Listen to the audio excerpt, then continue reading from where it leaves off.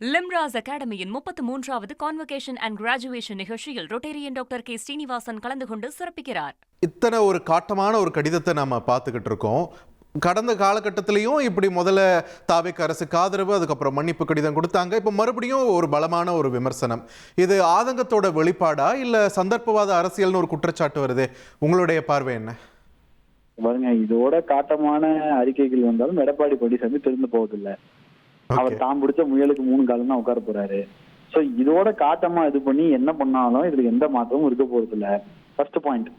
ரெண்டாவது பாயிண்ட் வந்து பட் நம்ம ஏடிஎம்கே ஃபியூச்சரிஸ்டிக் சைட்ல நம்ம பார்ப்போம். ஓகேவா? ஒரு ரூலிங் பார்ட்டி ஆர் முன்னாடி ரூல் பண்ண பார்ட்டி, ஓகேவா, செகண்ட் பெடல்ல டிராவல் பண்ணோம் அப்படின்னா அந்த பார்ட்டியோட கேரக்டரிஸ்டிக்ஸே அழிஞ்சிரும். சோ நாளை பின்ன அவங்க ரூலிங் பார்ட்டிக்கு வரவே முடியாது.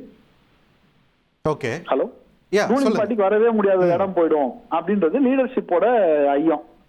இங்க இப்ப எம்எல்ஏக்களோட ஐயம் என்னவா இருக்குன்னா, ஆல்ரெடி 5 வருஷம் இல்ல, இன்னொரு 10 வருஷம் நம்ம இல்லாம போயிட்டோம் அப்படின்னா நாளைக்கு நமக்கு எதுவுமே இருக்காது, நமக்கு எதுவுமே கிடைக்காது, நம்ம எவ்வளவு வருஷம் தான் இப்படி இருக்கிறது அப்படின்றது அவங்களுடைய ஒரு தாட் ப்ராசஸ்.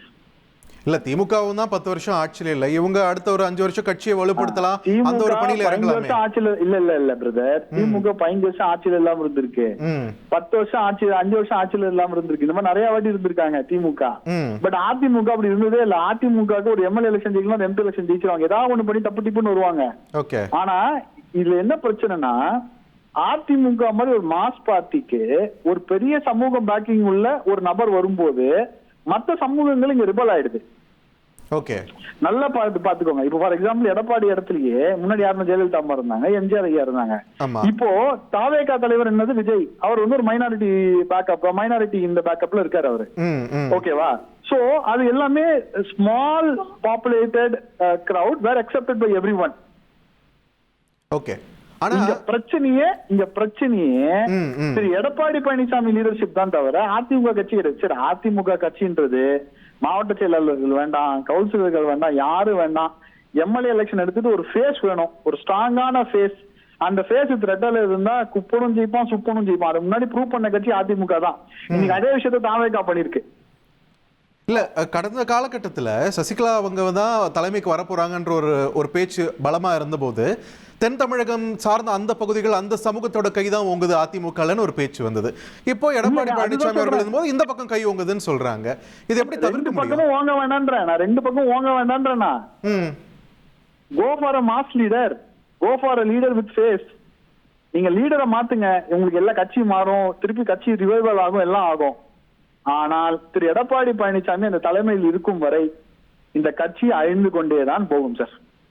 ரைட், இப்போதைக்கு அவர் பிடிவாதமா இருக்கார் அப்படின்றத பார்க்க முடியுது. பட் இந்த பக்கம் ஒரு ஸ்ட்ரென்த் இல்லாம தொடர்ச்சியா இவங்க ஒரு அழுத்தம் கொடுக்குறாங்க அப்படின்னும் போது, இப்போ பொன் வில்சன் கூட சொன்னாரு அவங்களுக்கு அமைச்சரவையில் இண்டக்ட் ஆகணும்னு தான் அவங்களுக்கு ஒரு ஆசை இருக்கு அப்படின்ட்டு.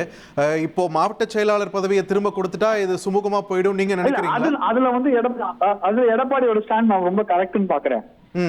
எல்லா தப்பும் நீங்க பண்ணுவீங்க, எல்லா தப்பும் நீங்க ஒண்ணு பண்ணுவீங்க, பண்ணிட்டு வந்து நீங்க வந்து எப்படி வந்து இது பண்ண முடியும் அப்படின்னு ஒரு கேள்வி வரும்ல. நீங்க பாட்டு தப்பு பண்ணிட்டு போவீங்க, ஆனா நான் எப்ப சேர்த்தனாலும் உங்களுக்கு பதவி கொடுக்கணும், அது எடப்பாடி பண்ணது கரெக்ட். ஓகே, ஏன்னா நீங்க என்ன பண்ணுவீங்க, வேண்டாம்னு சொல்லிட்டு ஒரு நாள் போவீங்க, உங்க கட்சியில இருந்து நீங்க ரிபல் கேம்ப் ஓபன் பண்ணுவீங்க. உங்க ரிபல் கேம்ப் ஓபன் பண்ணதுக்கு அப்புறம் திருப்பி நான் மன்னிப்பு கேட்டு உங்கள்ட்ட வந்து சேர்ந்துருவாங்க, ஏன்னா தாவேகால உங்களை கூப்பிடலன்ட்டு. நான் உடனே வந்து பதவி கொடுக்கணும்னா it creates a bad impression. போகாம இருந்தவங்களுக்கு பேட் இம்ப்ரெஷன் கிரியேட் ஆகும்ல. நிச்சயமா. அதனால அது நான் எடப்பாடி பண்ண மூவ் கரெக்ட்னு சொல்லுவேன். ஆனால் Edappadi has to take a decision. தலைமையிலிருந்து அவர் ஒதுங்கி விட்டு வேற ஒரு தலைமைக்கு இந்த கட்சியை கொண்டு போனோங்க.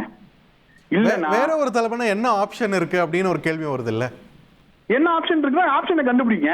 எடப்பாடி வாஸ் ஆப்ஷனா, தலைமைக்கு எடப்பாடி ஆப்ஷனா, எடப்பாடி வரலையா, அந்த மாதிரி ஒரு ஆப்ஷன் ஆனா கிரியேட் ஆகுங்க அதிமுக மாதிரி கட்சிக்கு. ஆனால் இது வந்து அடுத்த 8 மாசத்துக்குள்ள, அடுத்த 1 வருஷத்துக்குள்ள ரெடி பண்ணணும். அப்படி பண்ணல அப்படின்னா இந்த கட்சிக்கு இல்ல, இந்த கடிதத்திலேயே இந்த தோல்விக்கு ஒட்டுமொத்த காரணமும் இவர் தான் அப்படின்ற மாதிரி ஒரு சைடா போகுது இல்லையா? ரைட், தொடர்ந்து இந்த முக்கிய செய்தியை நம்ம பார்த்துட்டு இருக்கோம். எடப்பாடி பழனிசாமி அவர்கள் மேலே நிறைய குற்றச்சாட்டுகளை அடுக்கடுக்காக வச்சுருக்காங்க எஸ்பி வேலுமணி அவர்கள் மற்றும் நத்தம் விஸ்வநாதன் அவர்கள். அதிமுக அப்படின்ற ஒரு கட்சியை மீட்டு கொண்டு வருவதற்கான பணிகள் ஒரு புறம் வேகம் எடுக்கணும். ஏன்னா இன்னும் சில மாதங்களில் உள்ளாட்சி தேர்தல் வேற வரப்போகுதுன்னும் போது அதற்கான பணிகளை முன்னெடுக்கணும். அப்படின்ற பட்சத்தில் எடப்பாடி பழனிசாமி அவர்களுடைய பிடிவாதத்தின் காரணமாக தான் தொடர் தோல்வி முகத்தில் அதிமுக இருக்குதுன்னு சொல்லிட்டு நிறைய குற்றச்சாட்டுகள், அதே நேரத்தில் சில கோரிக்கைகளும் சில வலியுறுத்தல்களுமே கூட இந்த லெட்டரில் இருக்கிறத பார்க்க முடியுது. குறிப்பாக டிடிவி தினகரன் மற்றும் சசிகலா இவங்க எல்லாரையுமே கட்சிக்குள்ளார கொண்டு வரணும், மிஸ் பண்ண கூட்டணி வாய்ப்புகளை எல்லாம் மீண்டும் சாத்தியப்படுத்தணும்னு சொல்லிட்டு நிறைய விஷயங்களை பதிவு பண்ணதை பார்க்க முடியுது. லிம்ராஸ் அகாடமியின் 33வது கான்வகேஷன் அண்ட் கிராஜுவேஷன் நிகழ்ச்சியில் ரொட்டேரியன் டாக்டர் கே ஸ்ரீனிவாசன் கலந்து கொண்டு சிறப்பிக்கிறார்.